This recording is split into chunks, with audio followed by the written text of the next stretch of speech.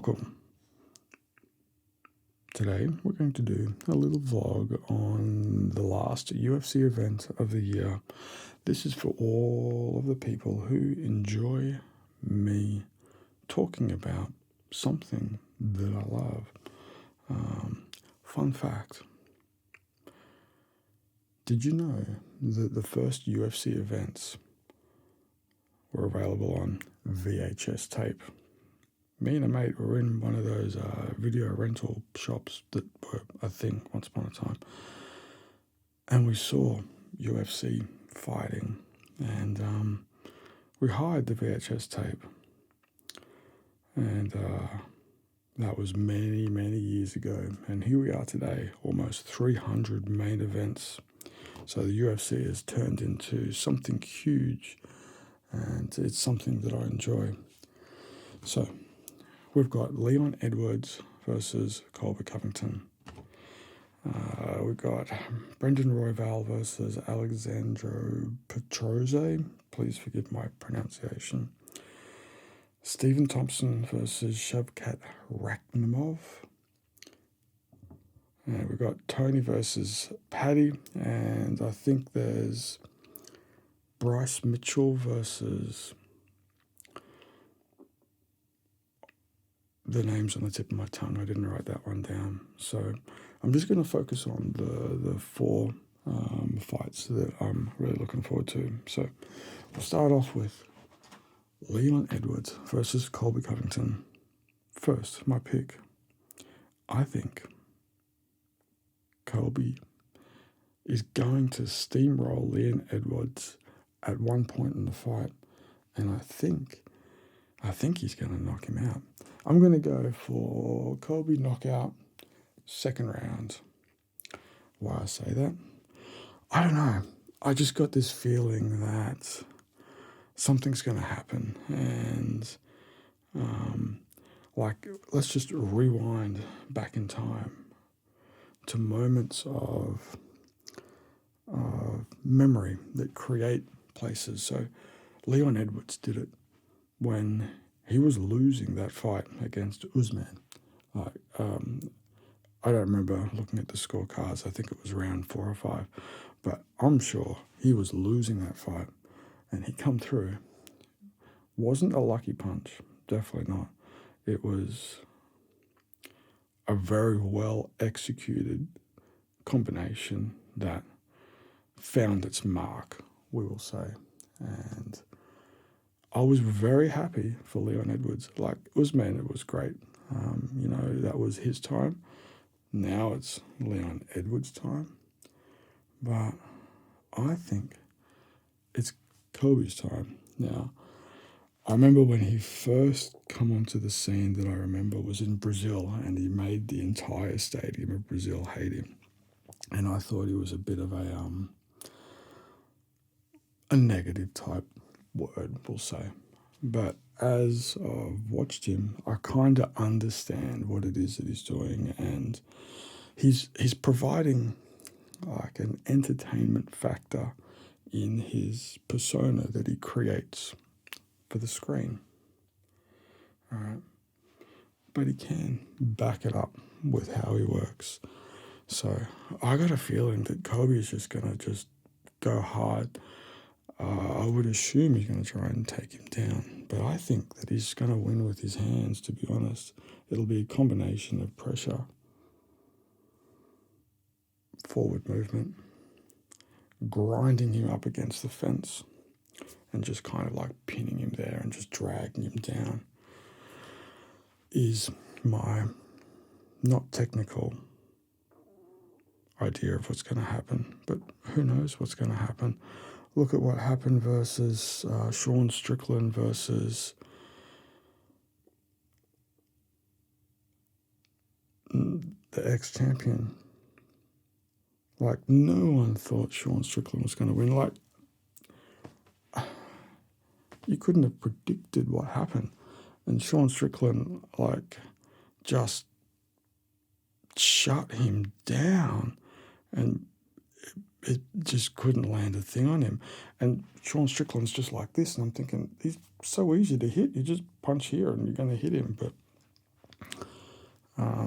That was a very big moment. So like Sean Strickland, I've started taking notice of him over the last few years, and his fighting style isn't that entertaining, but the character and the actual, he's not a character, like his who he is, it's very entertaining to listen to him talk, the press conferences and the interviews and stuff like that. He's a highly entertaining character. He's a bit out there, but then again, aren't we all a little bit? Anyway, so I watched the press conference just before yesterday, and Colby was playing it up as you would expect him to do. Poor Leon, as much as I was really happy for him to win the title, and he, like me, I don't have the comebacks to come back at someone like that. I just get squished by someone like Colby with like trash talk and stuff like that. That's just the type of person. Anyway, so Leon did the best that he could. He did, throw the bottle at him. How much that affects him, I don't know. Didn't Leon Edwards and Colby Covington have some type of words backstage at one of the events a few years ago, before Leon Edwards got the chance to be the champion? So Colby Covington has been getting into his mind for years now. So does that play an effect and Leon makes a mistake? Does that change something? It's very, very possible that it does. Don't know. But it's probably not going to be a second round knockout. I reckon it'll be a grinding win for Colby Covington all the way to the end. But that second round knockout, shoot for the stars. Let's see if he can get the championship belt. Like, just imagine a moment. Leon Edwards had that moment, become the champion. Maybe it's Colby's turn. Like, there's a moment in time that is very special. And one of those moments was watching Michael Bisping become the champion. Again, no one would have thought that he would have won that fight. But he worked hard, and again, it's not really a lucky punch. He was working hard, but I was so happy in that moment that he got the chance to be the champion. And then, didn't he fight George St. Pierre as one of his last fights? And then I think he lost that to George St. Pierre. Like, for him, he put in so much effort, so much work, and that was like an amazing moment to watch him get that championship, right? Because it made me really happy to see him win that. Okay, next fight. Co-main event. So this is going to be a pretty big fight. So I watched the first fight as a way to recap it, and this thing is just going to go 100% flat out. And these are two guys that aren't going to go for the safe win. I reckon they're going to go for it. I reckon it's just going to be like two mini Mack trucks just going head on and just smashing each other to see who can do the most damage. And when they rolled together, it was just like just non-stop movement, flowing action. It was good to see them on the ground, rolling, attacking, countering, and just going at each other. So I think the champ is going to keep the belt at this stage. I was surprised at his performance against Brendan Moreno. Like, Brendan Moreno, he's just like a force of nature. He's like a whirlwind. He just goes, and just non-stop. Like his fights with Figueiredo, they had, 3 fights? If 2 people have 3 fights, like almost in a row, I think it was in a row, that's rare for the UFC, for example, to match the same 2 people together 3 times. That must mean that it's like you can't get much better. And so after watching Moreno get better and better and better fighting Figueiredo, I thought he's going to win, no worries. But the current champ, Petr, forgive my pronunciation, he went through, and I watched his fight, and he just went through and just did the work, and he hits hard. He goes hard. He's got amazing skills on the ground. It doesn't look like his stand-up skills are that technical, but they must be. Like, it's at a level that I don't understand because I'm not like that. I don't understand the fighting skill that much. But I'm really looking forward to that fight. Like, it's just going to be non-stop forward movement. 2 little mini Mack trucks just going chink-a, chink-a, chink-a, chink. And then one's going to go down and the other one's going to go down. But I think the champ is going to keep the belt. Prediction? 2nd round knockout. All right. Now, this is a fight that I'm looking forward to and I'm worried about. So we got Stephen Thompson, which, I don't know, could anyone say something just like negative about him? He's a pretty top type of bloke, and he comes across, as a really good role model for kids to look up to. So, he was like so close to the top. Didn't he have 2 fights with Tyrone Woodley that were maybe a little bit boring? You can't deny his skills, and I can understand hesitation to engage, but I'm pretty sure in his last fights he's engaged pretty heavily, and he's looked much more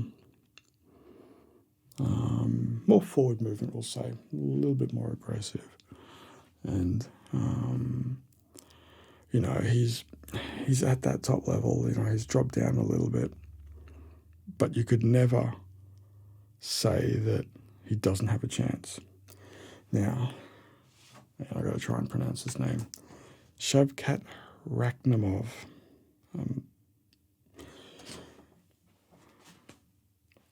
I don't know how this guy didn't get on my radar. I didn't notice him at all. Maybe I skipped over his fights. I don't know.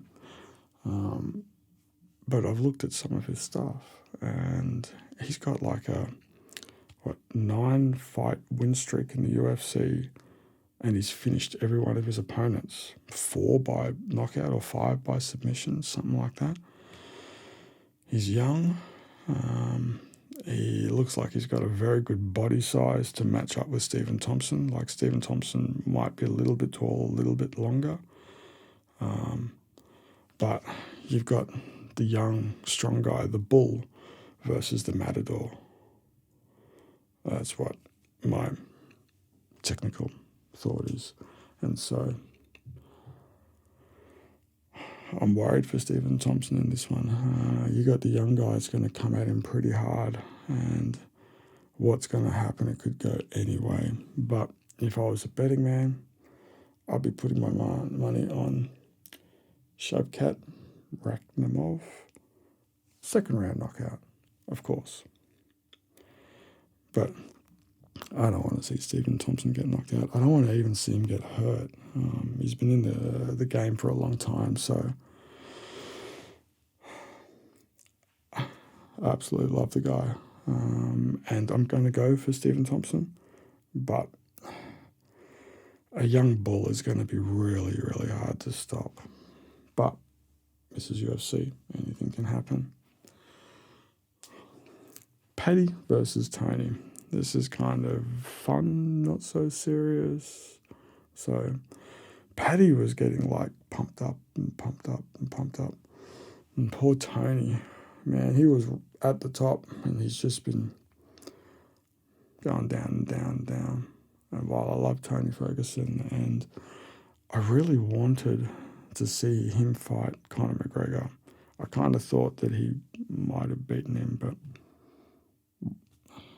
whatever happens, happens. He's a character.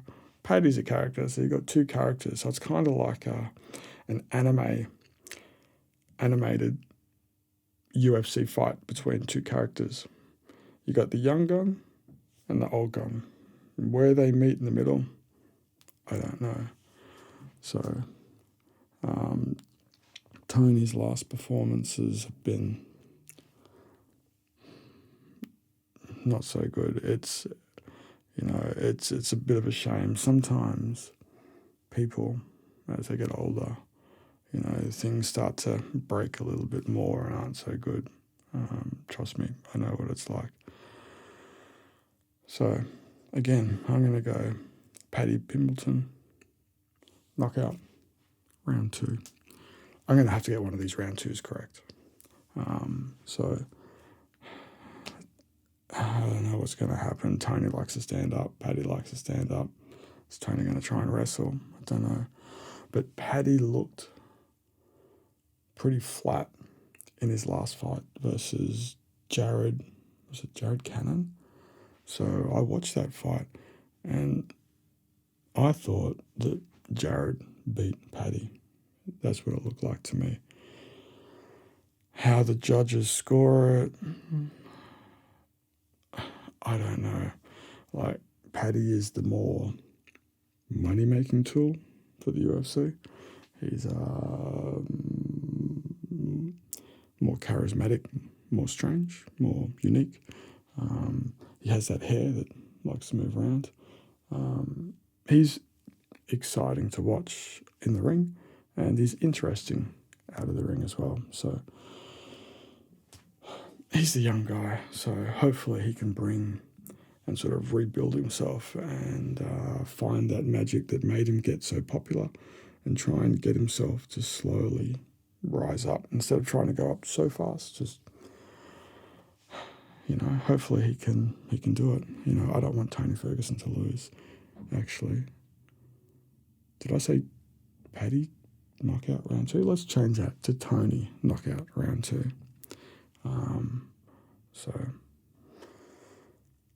I love Tony, but I think his time in the ring is over, and I hope he can do well in his life. Hopefully he's fine, and it's Paddy's time to shine in the sun. So hopefully the clouds will disappear for Paddy and he can come back and win. So Bryce Mitchell versus, didn't write this one down. Don't know. We'll see what happens. The undercard, Cody Garbrandt. There was somebody else that was a big name that's on the undercard as well. Anyway, it'll be interesting to watch the prelims, and I'm really looking forward to this event tomorrow. We'll see what happens. Thank you.